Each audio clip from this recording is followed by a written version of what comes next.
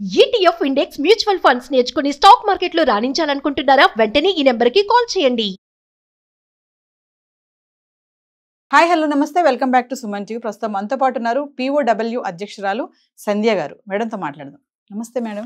నమస్తే మేడం, ఇప్పుడు కుల అహంకార హత్యలు అంటారు కదా, అంటే ప్రేమ పరువు హత్య, ఇప్పుడు అన్నీ చూసుకుంటే అవే, అంటే కులపిచ్చి ఎక్కువైందనే చెప్పుకోవాలి. మరి ఇవి ఆపలేమని అంటారా? ఈ కులపిచ్చి ఉన్న వాళ్ళకి ఏంటి, ఎక్కడ అడ్డురాని ఈ కులము మతం అనేది ప్రేమ పెళ్ళి అనేటప్పటికీ ఎందుకు అడ్డొస్తుంది అంటే ఏం చెప్తారు? ఇక పరువు అని ఇంతకు మీరు అన్నారు, వేలాడుతున్న కత్తి మాదిరి పరువు అని. ఈ పరువే పెద్ద అబద్ధం అండి. కుటుంబాలకు పరువు ఏడిస్తే, కుటుంబానికి పరువు అనేది జెండర్ న్యూట్రల్ గా ఉంటుందిగా. అవును. కొడుకు తప్పు చేసినా కూతురు తప్పు చేసినా పరువు పోవాలి. మరి ఈ కొడుకులు కులాంతరవాలు చేసుకున్నప్పుడు పోని పరువు, ఈ కొడుకులు కింది కులాల అమ్మాయిలను అత్యాచారం చేస్తే అదేంటి నువ్వు ఎట్లా అత్యాచారం చేస్తావు, కుటుంబ పరువు పోయిందని మాట్లాడిన వాళ్ళు, పెళ్లి చేసుకుంటాం ప్రేమించాం అని చెప్పి ఉంపుడు గత్తెలుగా మార్చిన వాళ్ళు, లేదా పిల్లల్ని కానీ ఆ తర్వాత ఊరు బయట వాళ్ళని పెట్టి లేదా బయట ఎక్కడో పెట్టి మళ్ళీ కులంలో పెళ్లి చేసుకున్న వాళ్ళు, వీళ్ళందరి వల్ల ఎప్పుడు పరువు పోయినట్టుగా నేను ఎక్కడ వినలేదు. వాడు మగోడే, ఏమన్నా చేస్తాడే, వాడలో పెట్టుకోవచ్చు, తప్పులేదు, రేపు చేయొచ్చు, ఇంకేదైనా చేయొచ్చు. అది కాదు. ఈ దేశంలో ఎన్నో అత్యాచార నేరస్తులు ఉన్నారు, ఎన్నో ఘటనలు జరిగాయి. ఏ అత్యాచారం ఘటనలో అయినా మా అబ్బాయి చాలా హీనియస్ క్రైమ్, అత్యాచారం, గ్యాంగ్ రేప్ దాంట్లో ఉన్నాడు, మా పరువు పోయిందని ఏ కొడుకునైనా ఎవరైనా చంపారా? లేదు. ఏ కొడుకైనా ఈ కొడుకు వల్ల మా పరువు పోయిందని వచ్చి బజార్లో నిలబడ్డారా? కొడుకులు రేప్ కేసుల్లో ఉన్నప్పుడు పోని పరువు, కూతుళ్ళు పెళ్ళిళ్ళు, చట్టబద్ధత ఉన్న పెళ్లి, పెళ్లికి ప్రామాణికత వయోపరిమితి, కానీ ఇవేవి కావు, కులం మతం జాతి అంతస్తు కాదు. మరి అలాంటప్పుడు చట్టబద్ధత ఉన్న పెళ్లిళ్ళల్లో పరువు పోతుందని గగ్గోలు పెడుతున్నారు, నెటిజన్స్ అంతా మాట్లాడుతున్నారు కదా. ఈ నెటిజన్స్ నేను ప్రశ్నిస్తున్నా, ఈ ట్రోలర్స్ని నేను ప్రశ్నిస్తున్నా. కొడుకులు రేపులు చేసినప్పుడు పోని పరువు, కూతురు పెళ్లి చేసుకున్నప్పుడు ఎట్లా పోయిందో నాకు చెప్పండి, అర్థం చేయించండి. ఇంకోటి, ఆ రేపులు చేసిన కొడుకులు విడిపించుకోవడానికి తల్లిదండ్రులు పరువు పోయిందని ఎందుకు ఊరుకోవాలి కదా. ఎక్కడో 2-3 కేసులు జరిగినాయి. మెజారిటీ 99% ఆ కొడుకులు విడిపించుకోవడానికి తిరుగుతారు. చాలా ప్రయత్నాలు చేస్తారు, చాలా ప్రయత్నాలు, అప్పులు తెచ్చైనా ఏడిపిస్తున్నారు, ఆస్తులు అమ్మైనా ఏడిపిస్తున్నారు. నేను అడుగుతున్న, ఈ దేశంలో గ్యాంగ్ రేపులు విచ్చలవిడిగా జరిగినాయి, కోకల్లలుగా జరిగినాయి. భారత పార్లమెంట్లో 37 మంది ఉన్నారు, వివిధ అసెంబ్లీలో 684 మంది అత్యాచార నేరస్తులు ఉన్నారు. వీళ్ళందరి వల్ల నా కుటుంబాల పరువు పోయిందా, సమాజంలో పరువు పోలేదా? ఎందుకు వాళ్ళు పార్లమెంట్లో కూర్చున్నారు 37 మంది? ఎందుకు 684 మంది అసెంబ్లీలో కూర్చున్నారు? అసెంబ్లీలో కూర్చోబెట్టడానికి రాజకీయ పార్టీలకు సిగ్గులేదు, పరువు పోదు, కుటుంబాలకు పరువు పోదు. వాడు రేపు చేసి రేప్ కేసులో ఉండి ఇంకా నిస్సిగ్గుగా ఎంపీగానో ఎమ్మెల్యేగానో మంత్రిగానో వస్తాడు, చూడలేదా?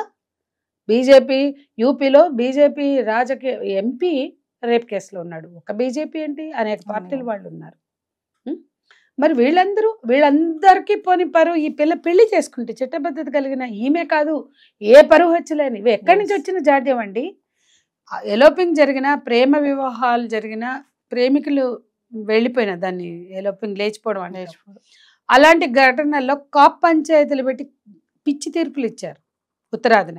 దానికి పరువు హత్యలని పేరుని ఖాయం చేశారు, అంటే ఆమోద ముద్ర. ఎలాంటి కాప్ పంచాయతీలు అంటే, బెంగాల్లో ఎలోపైన జంటని వెనక్కి తెచ్చి అమ్మాయి కుటుంబ కట్టుబాట్లు దాటి వెళ్ళిపోయినందుకు ఏం శిక్ష చేశారు తెలుసా? ఆ ఇంట్లో ఉన్న మగవాళ్ళందరినీ రేప్ చేయమంటే దర్జాగా చేశారు. అంటే మన ఆడపిల్లని మనం రేప్ చేయకూడదని కూడా అనుకోకుండా చేశారు. అది పేపర్లో రిపోర్ట్ అయింది. కాప్ పంచాయతీలో వచ్చిన తీర్పులన్నీ చదవండి, ఎలా వచ్చాయి, ఎట్లాంటి శిక్షలు వేశారు. ఇవన్నిటికీ పరువు హత్యలని పేరు పెట్టారు. ఉత్తరాది నుంచి దక్షిణాదికి దిగబడ్డాయి. ఈరోజు మనుధర్మ భావజాలం మేము తెస్తాం, అది పాటిస్తాం. భారత రాజ్యాంగం స్త్రీ పురుష సమానత్వం, నా స్త్రీ స్వాతంత్రం అనేది మా వేదం, మా ధర్మం.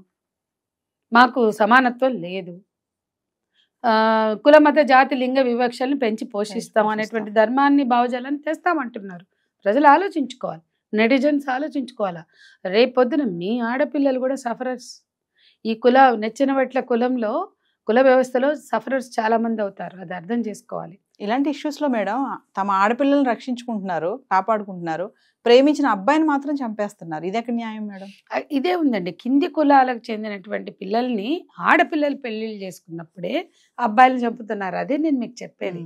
ఇందులో కులం ఎంత నిజమో నికార్సైన నిజం, దాంట్లో జెండర్ కూడా నిజం. ఆడపిల్లల్ని పెళ్లి చేసుకున్నప్పుడే మగపిల్లలు కూడా చేసుకుంటున్నారు కదా, అప్పుడు చంపుతున్నారా? మరి లేదు, కొడుకుని చంపట్ల, కోడల్ని చంపట్ల. ఒక్క కేసులో పాలకుర్తిలో ఒకటి జరిగింది, ఒకటి అరా తప్ప కోడల్ని కూడా చంపట్ల. ఎందుకంటే చంపామంటే హంతకులుగా మారాలి, అంత రిస్క్ ఎందుకు, వదిలేస్తే పోలా. అంటే అలగా జాతి లేదా కింది జాతి కాబట్టి వదిలేద్దాం. ఎన్ని ఎన్ని ఘటనలో తెలుసండి, పై కులాలకు చెందిన, అది బీసీలు కావచ్చు, ఓసీలు కావచ్చు, కింది కులాల అమ్మాయిలను ప్రేమిస్తారు, పెళ్లి చేసుకుంటామని మోసం చేస్తారు, వదిలేస్తారు. అక్కడ ఎవరు కూడా వాళ్ళ పట్ల నిలబడింది లేదు, మాలాంటి సంఘాలు తప్ప. మరి అక్కడ ఈ చర్చ జరగాలిగా. ప్రేమించిన అబ్బాయి పెద్ద కులం, కింది కులాల అమ్మాయిలు మీకు ఎందుకురా పెళ్లి చేసుకొని కాడికి, మీకు ప్రేమలు ఎందుకురా అని ఎందుకు మాట్లాడరు? కింది కులాల అమ్మాయిలు మీరు వాడుకుంటున్నారు, వదిలేస్తున్నారు అంటే ఏ తర్వాత నష్టపోవాల్సింది కింది కులాల వాళ్ళే. ఈ నిచ్చెన మెట్ల కుల వ్యవస్థలో కింది కులాల వాళ్ళే నష్టపోవాలా? అదే సమయంలో జెండర్ కూడా అంతే ఉంది. అబ్బాయి, నేను అదే అన్నా, మా అబ్బాయి ఒక దళిత అమ్మాయిని ముట్టుకున్నాడు, రేప్ చేశాడు, ప్రేమించాడు, పెళ్లి చేసుకున్నాడు, వదిలేశాడు, మోసం చేశాడు, ఇన్ని ఘటనలు జరిగాయి కదా. అక్కడెక్కడ ఎవరి పరువు పోవట్ల, ఎట్లాగొట్లా వాడిని తెచ్చి కట్టేసుకుంటున్నారు. కానీ మరి ఇక్కడ ఈ అమ్మాయి విషయంలో జరిగినట్లు ఎందుకు జరగట్లా అంటే జెండర్ డిస్క్రిమినేషన్ కూడా దానికి తోడైంది. ఆదిలాబాద్లో ఒక ట్రైబల్ ఫ్యామిలీ తన కూతుర్ని చంపి పెరట్లో పాతి పెట్టారు.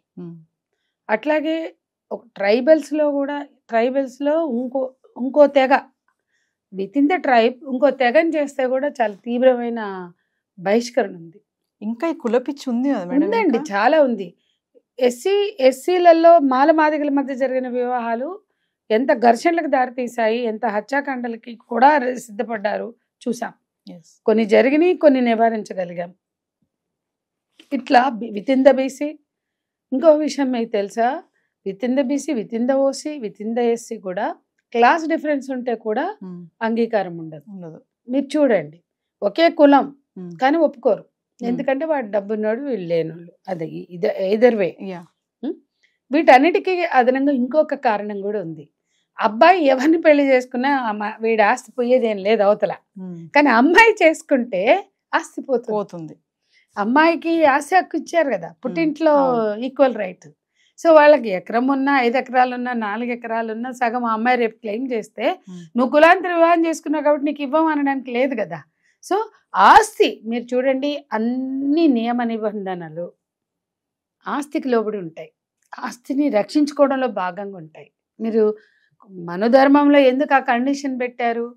అబ్బాయి వర్ణాంతర వివాహం చేసుకుంటే తప్పు అని తేల్చకుండా అమ్మాయి వర్ణాంతరం వివాహం చేసుకోవడం తప్పుగా ఎలా పేర్కొన్నారు అంటే ఇవన్నీ ఉన్నాయి. కుటుంబం, కుటుంబ గౌరవం, ఆస్తి వీటితో లింక్ చేసి ఇవన్నీ చేశారు. అందుకని వాళ్ళకి కూడా ఆడపిల్ల పెళ్లి చేసుకున్నప్పుడు ఇది చర్చ అవుతుంది. మా పిల్లలు చేసుకున్నప్పుడు రేప్ చేస్తుంటే వాడు మగోడని ప్రూవ్ అయిందని ఒక తండ్రి మాట్లాడాడు. ఇట్లాంటి ఘటనలు ఎన్నో ఉన్నాయండి. కాబట్టి సమాజంలో జరుగుతున్న సమగ్రంగా చూడలేని ఏమనాలి, అజ్ఞానులు కుజ్ఞానులు ఏమనాలో వాళ్ళు చేస్తున్న యాగి తప్ప ఇది. నెటిజన్ల చేతిలో ఫోన్ ఉందని, దాంట్లో నొక్కడానికి వేళ్ళు ఉన్నాయని ఇష్టం వచ్చినట్లుగా చెత్త గుమ్మరించడం కాదు. రేపొద్దున ఆ స్థితి మీకు వస్తే ఏంటో ఆలోచించుకోవాలి. అసలు వచ్చినా రాకున్నా సమాజం పట్ల బాధ్యతగా, మనుషుల పట్ల బాధ్యతగా కనీసమైన కన్సెంట్తో ఉండాలి. మానవీయ విలువల్ని పెంచడం కోసం అందరూ భాగస్వాములు అవ్వాలి. కానీ ఇంకా క్రూరత్వంలోకి, హింసలోకి, అమానవీయ విలువల్లోకి వెళ్ళి మీ శాడిజాలను ప్రకటించుకోవడం కాదు, మీకున్న వికారాలు, మానసిక వికారాలు ప్రకటించుకోవడం కాదు. ఖచ్చితంగా మనుషుల సున్నితత్వాన్ని అర్థం చేసుకోవాలా, మానవ హక్కుల స్పృహని కలిగి ఉండాలా, మానవీయ విలువలతో వ్యవహరించాలి. కులాహంకార హత్యలు ఆపలేమంటారా మేడం? ఎట్లా ఆగుతాయి అంటారు? మరి ఇలానే కొనసాగుతూ ఉండడమేనా, అబ్బాయిలను చంపేయడమేనా? బాబాసాహెబ్ అంబేద్కర్ ఏం చెప్పారు? మంచం పత్తు కంచం పత్తు ఉన్నప్పుడే కులం రద్దవుతుంది అని చెప్పారు. కులాంతర వివాహాలు జరగాలన్నారు. ఆ రోజుల్లోనే ఆయన కన్నా ముందే జ్యోతిబా పూలే నిన్నే మనం మార్చి 10 సావిత్రిబాయి పూలే వర్ధంతి జరుపుకున్నాం. సావిత్రిబాయి పూలే, జ్యోతిబా పూలే నిలబడి నడుం కట్టుకొని చాలా కులాంతర వివాహాలు చేశారు. మరి బాల్య వివాహాలు చేసిన, వితంతు వివాహాలు చేసిన, వర్ణాంతర కులాంతర వాళ్ళు చేసి ప్రోత్సహించిన వాళ్ళందరూ సంఘ సంస్కర్తలు అయితే ఈ రోజుకి ఎందుకు అమృత మీద ఇంత దాడి జరుగుతోంది? ఇవాళకి ఎందుకు ఈ హత్యలు జరుగుతున్నాయి?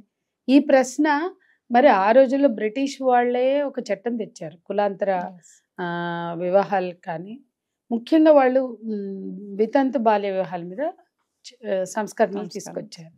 మరి ఇవాళ అమృత ఏ రోజు ఎక్కడ రాజా రామ్మోహన్ రాయ్, ఎక్కడ వీరేశలింగం పంతులు గారు, ఎక్కడ గురజాడ అప్పారావు గారు ఆయన వితంతు వివాహం మీద ఎంత కన్యాశుల్కమే రాశారు. ఇంకా మధురవాణులు గట్టిగా మాట్లాడాలి. కన్యాశుల్కం కాలంలో ఘోషించింది మధురవాణి, అప్పుడు కానీ గిరీశంకి అర్థం కాల. అట్లాగే ఈరోజు చాలామంది గిరీశాలు ఉన్నారు మన చుట్టూ, వీళ్ళకి అర్థం కావాలి. మరి ఆ బ్రిటిష్ సంస్కరణల నుంచి మొదలు పెడితే ఈరోజు వరకు వచ్చిన చట్టాలు తప్ప మరి ఎందుకు ఆనాడు బాల్య వితంతు వివాహాలు రద్దయిన రోజు అప్పుడు కూడా సనాతన ఛాందసవాదులు ఘోషించారు. అప్పుడు కూడా సావిత్రిబాయి పూలే ఆడపిల్లలు చదువు అంటే బురద జల్లారు, పెంట జల్లారు. ఆమె ఇంకో చీర పెట్టుకుని వెళ్ళి ఆ కట్టుకున్న చీర తీసి పాఠాలు చెప్పి మళ్ళీ వచ్చేటప్పుడు చల్లుతారు కదా అని మళ్ళీ ఆ కట్టిన చీర తీసుకొచ్చి ఆ బురద జల్లిన చీర మళ్ళీ కట్టుకుని వచ్చి అప్పుడు ఒతుక్కునేది. సో ఇది 140 ఏళ్ల క్రితం జరిగింది. మరి 140 ఏళ్ల క్రితమే కులాంతర వివాహాల కోసం వాళ్ళు కష్టపడ్డారు. ఇప్పటికీ కూడా కులాంతర వివాహాలు ఇలాంటి హత్యాకాండలుగా దారి తీస్తే ఇప్పుడు అమ్మాయిని బ్లేమ్ చేస్తున్నారు, ఆమె ఆమె ఆమె అని. ఇంకా మరి వితంతు వివాహాలు రద్దు చేసినటువంటి రాజ్యాంగం, అంటే మన రాజ్యాంగం రాకముందే రద్దయింది బ్రిటిష్ వాళ్ళ కాలంలోనే. అంటే ఎవరు వెనక్కి వెళ్తున్నారు? తిరోగమన భావజాలం స్వైర విహారం చేస్తుంది. సిగ్గుపడాలి దీనికి మనం. ఏనాడో రద్దు చేసిన వితంతు వివాహాలు ఇవాళకి అమ్మాయి మళ్ళీ పెళ్లి చేసుకుందని మాట్లాడుతున్నారంటే ఇంత చెత్త బుర్రల్లో నింపుకుని వాళ్ళు బ్రతకడమే అనవసరం. వీళ్ళ చావుల గురించి కాదు, బతికున్న శవాలు మీరు ఇంత దారుణంగా మాట్లాడుతున్నారు.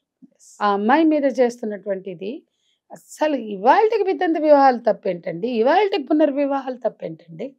ఎంతమంది పిల్లలు చేసుకుంటున్నారు? మనం రోజు చూడట్లేదా?